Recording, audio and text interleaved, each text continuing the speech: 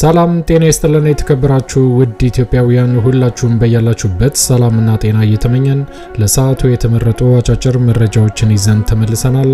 አዘጋጅና አቅራቢ ቶፕ ሚዲያ ነው። እስከ ፍጻሜው አብረን እንቆይ።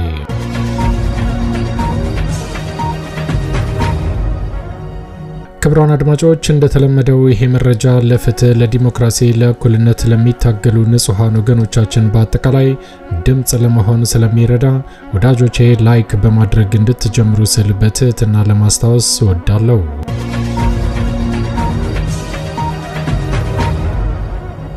ክቡራን አድማጮች አሁን ይዤላችሁ የቀረብኩት መረጃ አጫጭር መረጃዎች ናቸው። የመጀመሪያው መረጃ የአፋብኃው ከፍተኛ አመራር የአማራው ዋርካ በመባል የሚታወቀው ፋኖ አርበኛ ዘመነ ካሴ ከአብይ አህመድ አገዛዝ የቀረበለትን የሽምግልና ወይም ደግሞ የመደለያ ቃላቶችን በዝርዝር ይፋ አድርጓል። ዘመነ ካሴን ወደ ብልጽግና ለማስከዳትና ከፋኖ ለመገንጠል በርካታ ሽማግሌዎች እንደተላኩ ይፋ ተደርጓል። ፋኖ አርበኛ ዘመነ ካሴ ዛሬ ታህሳስ 19 2018 ዓ.ም አዲስ መልእክት አስተላልፏል። ሙሉ መልእክቱ እንደሚከተለው ይቀርባል። በሌላ መረጃ ደግሞ በአማራ ክልል በተለያዩ ግንባሮች ላይ ዛሬም ተጠናክሮ የቀጠለው ወታደራዊ እንቅስቃሴ በተለያዩ ግንባሮች ላይ ጠንካራ ውጊያዎችን እያስተናገደ ቀጥሏል። የአማራ ፋኖ በመልሶ ማጥቃት በሚያደርገው ጠንካራ እርምጃ አካባቢውን ጠንቅቆ በማወቁ የአብይ አህመድ ወታደር ዛሬም ከፍተኛ ዋጋ መክፈሉን ቀጥሎበታል። ይሄንን በተመለከተም የምታዳምጡት ይዘናል። እስከ ፍጻሜው ከቆያችሁ ታዳምጣላችሁ።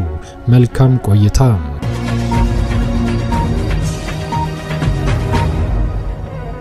ክቡራን አድማጮች ቀዳሚ ወዳደረኩት መረጃ ሳልፍ የአፋብኃው ከፍተኛ አመራር የአማራ ዋርካ በመባል የሚታወቀው ፋኖ አርበኛ ዘመነ ካሴ ዛሬ ታህሳስ 19 2018 ዓ.ም አዲስና አስገራሚ መልእክቱን ይፋ አድርጓል። የአብይ አህመድ አገዛዝ በክልሉ አመራሮች በኩል ዘመነ ካሴን ወደ ብልጽግና ለማስገባትና አስሮ ለማስቀመጥ በርካታ ሽማግሌዎችና መደለያዎችን አቅርቦ እንደነበር ራሱ ፋኖ አርበኛ ዘመነ ካሴ ዛሬ ባስተላለፈው መልእክት ላይ ይፋ አድርጓል። የአርበኛ ፋኖ ዘመነ ካሴ ሙሉ መረጃ እንደሚከተለው ይቀርባል። ታህሳስ 19 2018 ዓ.ም ሶስተኛው ከአርበኛ ዘመነ ካሴ የተላለፈ መግለጫ።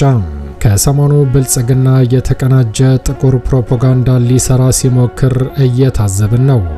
ብዙ 23 እና በእልፍ ሰራዊት ታጅቦ እንደምንም ተሽሎክልኮ አንድ ቦታ ይደርስና ብዙ ጊዜ መደበኛ አዳራሾችን ሸሽቶ የሆነ አሳቻ ቦታ ላይ የእድር ድንኳን አስጥሎ ሲያበቃ በተለያየ ዘዴና ማስፈራሪያ የጠራቸው ወገኖቻችንን ሰብስቦ በቻለው መጠን የተጠና ውሸት ሲበትን ሰንብቷል። በዚህ ድራማዎች በአንዳንዶቹ በተለይም ደግሞ የኔ ስም ላይ ትኩረት ሲያደርጉ ተስተውሏል።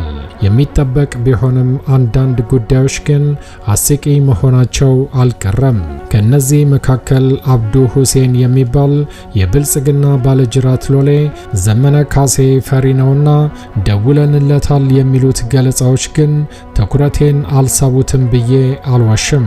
አብዱ ሆይ እንደምታስታውሰው እረኛ ባፍላው የአህያ መዥገር ይነቅላል ሆኖበት ግርማ የሺጥላም እንደ አንተው ያደርገው ነበረ። እናም የቢሮን በርም ባልኮኒም ተደግፎ በቀን ብዙ ጊዜ ስሜን እያነሳ ሲራገም ይውል ስለነበር በ2014 ዓ.ም ባህር ዳር ከተማ ውስጥ በአንድ አጋጣሚ አግኝቸው የሚከተለውን አልኩትም ብሏል። ግርማ ዘመነ ሲናገር ብዙ ሰው የሚሰማው ዘመነ መለኮታዊ ኃይል ስላለው አይደለም። ዘመነን ሰው የሚሰማው መከራውንና ከመከራ መውጫ መፍትሄውን በድፍረት የሚናገርለት ስለሚፈልግ ነው እና በቀን ውስጥ ለመቶ ሰላይ አበል እየከፈልክ ስትከተለኝ ከምትውል ቢሮም መጠጥ ቤትም ስሜን ስታነሳና ስትጥል ከምታድር ከጌቶች ጋር ቁጭ ብላችሁ ለትውልድ ጥያቄዎች መፍትሄ አምጡ ብየው ነበረ። ያኔ ዘመነ ልብሱን አውልቆ ጊዮርጊስ አደባባይ ላይ እርቃኑን ቆሞ ቢጮህ የሚሰማው አይኖርም። ትውልዱ መልስ ይፈልጋል አልኩትም ብሏል። አልሰማኝም። በመጨረሻም የሆነው ሆነ። በ5 ዓመት ውስጥ ምክትል ጠቅላይ ሚኒስትር እሆናለሁ የሚለው ግላዊ ምኞቱ ባከነ። ዛሬም ተረኛው ሎሌ የገዛ ህዝቡን በድሮንና በታንክ እያስቀቀለ ሳያፍር ህዝቡን ሰብስቦ ዘመነ ፈሪ ነው ማለቱን ሰማው። ባለፉት 14 ዓመታት አታውቀኝ ከነበር ጌቶችህን ጠይቃቸው።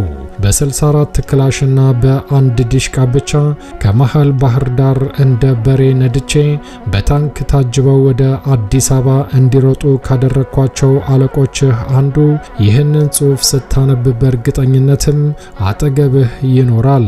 መሃል ባህር ዳር ላይ ተቀምጬ መሃል ባህር ዳር ላይ ኮሎኔል ማርኬባቸዋለሁ። ረሳኸው እንዴ በማለትም ዘመነ ካሴ ይጠይቃል። አንበሳን ድንገት ሸሆነው ክፍት ቢሆን እንኳን ልትበላው አትከጅልም፣ አትችልማ። በመቀጠል አርበኛ ዘመነ ካሴ ሌላኛው ትኩረቴን የሳበችው የአብዱ ቅጥፈት ደውለንለታል የምትለዋ ናት። በአብዱና ጓደኞቹ አእምሮ ዘመነ ከብልጽግና ሰዎች ጋር በስልክ አውርቶ ያውቃል ማለት ነው የሚለውን ጥያቄ ለመጫር ያለመ የሚል ጥርጣሬና ግርምትን ለመፍጠር ታስቦ መሆኑ ነው ብሏል። እርግጥ አንድ ነገር አልዋሽም።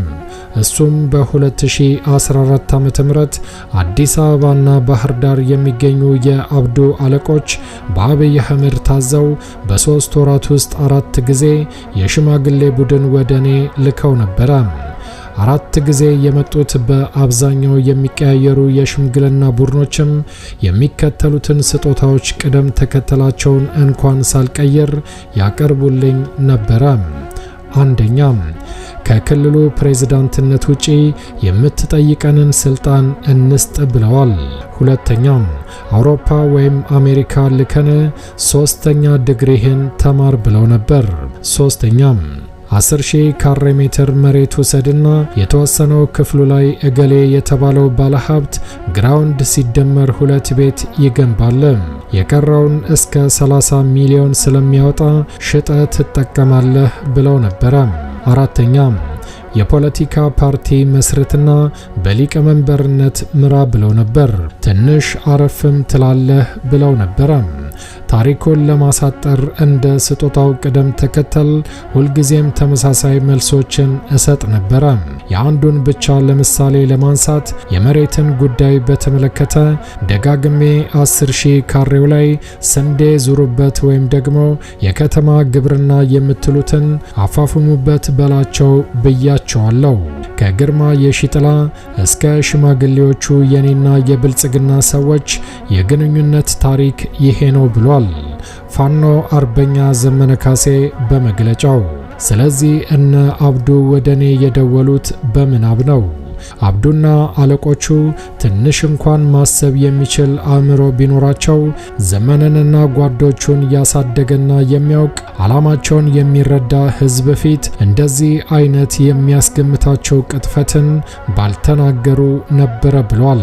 ከሚሰበስቡት ሕዝብ ቢያንስ ግማሹ ቢያንስ ለአንድ ጊዜ ከድሮን ወይም ከሌላ ከባድ መሳሪያ አደጋ በተአምር የተረፈ ነው። ድሮኖቹንና ከባድ መሳሪያዎቹን ደግሞ ዘር አጥፊዎቹ አብይና አብዱ ሁሴን እንጂ ዘመነ አልተኮሳቸውም። ለዚህ ሕዝብ ተዋሻለ? ዘመነ ይጠይቃል። ለሜጀር ጀነራል አዲሱ መሐመድ እንኳን እኔ መልስ መስጠት አይጠበቅብኝም። አንድ የመደብንለት የ27 ዓመት ጀግና አዋጊ ፋኖ አለ፣ ከሱ ጋር ይጨርሳሉ። አትድከሙ። የናዚ ፓርቲ ተመልሶ የጀርመንን ሕዝብ መምራት እንደማይችለው ሁሉ ብልጽግና የሚባል ዘር አጥፊዎች ቡድንም ተመልሶ የዚህ ሕዝብ መሪ መሆን አይችልም። ለመላው የክርስትና እምነት ተከታዮች እንኳን ለዓመታዊ ለመላኩ ቅዱስ ገብርኤል ዓመታዊ ክብረ በዓል በሰላም አደረሳችሁ።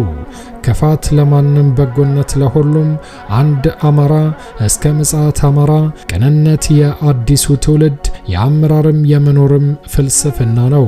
አዲስ ትውልድ፣ አዲስ አስተሳሰብ፣ አዲስ ተስፋ።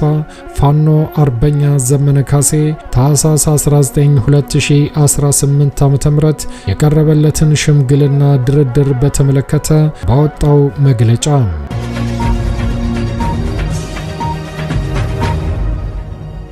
ውድ ኢትዮጵያውያን ወደሚቀጥለው መረጃ ሳልፍ ደግሞ በአማራ ክልል በተለያዩ ግንባሮች ላይ በቀጠለው ጠንካራ ውጊያ አፋባሃ ቴዎድሮስ እዝ 109ኛ ኮር 77ኛ ክፍለ ጦር በጠላት ላይ ከፍተኛ ድል እንደተቀናጀ አረጋገጠ። አፋባሃ ምዕራብ አማራ ቀጠና ቴዎድሮስ እዝ 109ኛ ኮር 77ኛ ክፍለ ጦር ጡት ቆራጩ ጨፍጫፊውና አረመኔው የአብይ አህመድ ወንበር አስጠባቂ ወታደር እንደ ቅጠል ሲያራግፈው ውለዋል ብሏል። ታኅሳስ 18 2018 ዓ.ም መነሻውን ከገነ ታቦ ከጂጋና ከፍኖተ ሰላም ያደረገው የጠላት ኃይል ማክሰኝት ላይ በሶስት አቅጣጫ ዙ 23ን ጨምሮ ያለ የሌላ ኃይሉን ይዞ ለመግባት ቢሞክርም ክንደ ነበልባሉ የ77ኛ ክፍለ ጦር ከጧቱ 12 ሰዓት እስከ 10 ሰዓት ድረስ ባደረገው ጠንካራ ተጋድሎ 6ኛ ሬጅመንት ቃኝና መሐንዲስ፣ 3ኛ ሬጅመንት፣ 1ኛ ሬጅመንት፣ 5ኛ ሬጅመንትና ሌሎች ሬጅመንት አባላት በመቀናጀት የመጣውን ጨፍጫፊ የብርሃኑ ጁላ ግትልትል ወታደር በተለያየ አቅጣጫ በከፈቱበት የማጥቃት እርምጃ እያጨዱ ሲከምሩት ውለዋል ብሏል። አማራን ከምድረ ገጽ አጠፋለሁ ብሎ ያቀደው ይሄ አረመኔ ወታደር በክንደ ነበልባሎቹ የ77ኛ ክፍለ ጦርና አናብስቶቹ የአማራ ፋኖ ከጧቱ 12 ሰዓት እስከ 10 ሰዓት ባደረጉት እልህ አስጨራሽ ትንቅንቅ ሻምበል አዛዡ መቶ አለቃን ጨምሮ ከ40 በላይ የጠላት ወታደር መደምሰሱን በትክክል ቆጥረው እንዳረጋገጡ ይፋ አድርገዋል። ወደ አናብስቶቹ 77ኛ ክፍለ ጦር ወደ ምሽጋቸው ዘሎ የገባው የጠላት ኃይል መውጫ አጥቶ የድረሱልኝ ሲቃ ሲያሰማ እንደዋለም የእዙ ከፍተኛ አመራር በሰጠው መግለጫ አረጋግጧል። ከበባ ውስጥ የገባውን የጠላት ኃይል ለማስለቀቅ ከጅጋ ተጨማሪ ኃይል ወደ ማክሰኝት ለማስገባት ቢሞክርም በደፈጣ ስፔሻሊስቶቹ ሻለቃ 1 በከፈቱበት ደፈጣ መብረቃዊ ጥቃት ተሰንዝሮበት ጠላት የብርሃኑ ጁላ ወታደር ያሰበው እቅድ ሳይሳካ እንደቀረም አረጋግጠዋል። የፋኖን ምት መቋቋም ያቃተው ጨፍጫፊው የብርሃኑ ጁላ በርካታ ግትልትል ወታደር ግማሹን አስከሬን ቀብሮ ሌላውን ትቶ ጨለማውን ተገን አድርጎ በሶስት መኪና ቁስለኛውን ጭኖ ወደ ጅጋ አቅጣጫ እግረ አውጪኝ ብሎ ፈርጥጧልም ብለዋል። በዛሬው ዕለት የአካባቢው ማህበረሰብ የጠላትን አስከሬን እያነሳ እንደቀበረም የአማራ ፋኖ ከቦታው አረጋግጧል። በነበረው ከፍተኛ ተጋድሎ ከ40 በላይ የብርሃኑ ጁላ ግትልትል ወታደር በየጢሻው ወድቆ እንደተቆጠረም ይፋ አድርገዋል። በተጨማሪም 3 መኪና የብርሃኑ ጁላ ወታደር ቆስለኛ እንደሆነም አረጋግጠዋል። በተጨማሪም የጦር መሳሪያን በተመለከተ በርካታ የነፍስ ወከፍ የጦር መሳሪያና ተተኳሽ እንደተማረከም የአማራ ፋኖ ከቦታው አረጋግጧል። የዕለቱ ጠንካራ አውደውጊያ በክንደ ነበልባሎቹ በ77ኛ ክፍለ ጦር የበላይነት የተጠናቀቀ ሲሆን ማክሰኝት ከተማ ሙሉ በሙሉ በፋኖ በቁጥጥር ውስጥ ትገኛለች ብለዋል። አዲስ ትውልድ፣ አዲስ አስተሳሰብ፣ አዲስ ተስፋ 109ኛ ኮር ህዝብ ግንኙነት ኃላፊ ታኅሳስ 19 2018 ዓ.ም የማክሰኝት ድልን በተመለከተ በሰጠው መግለጫ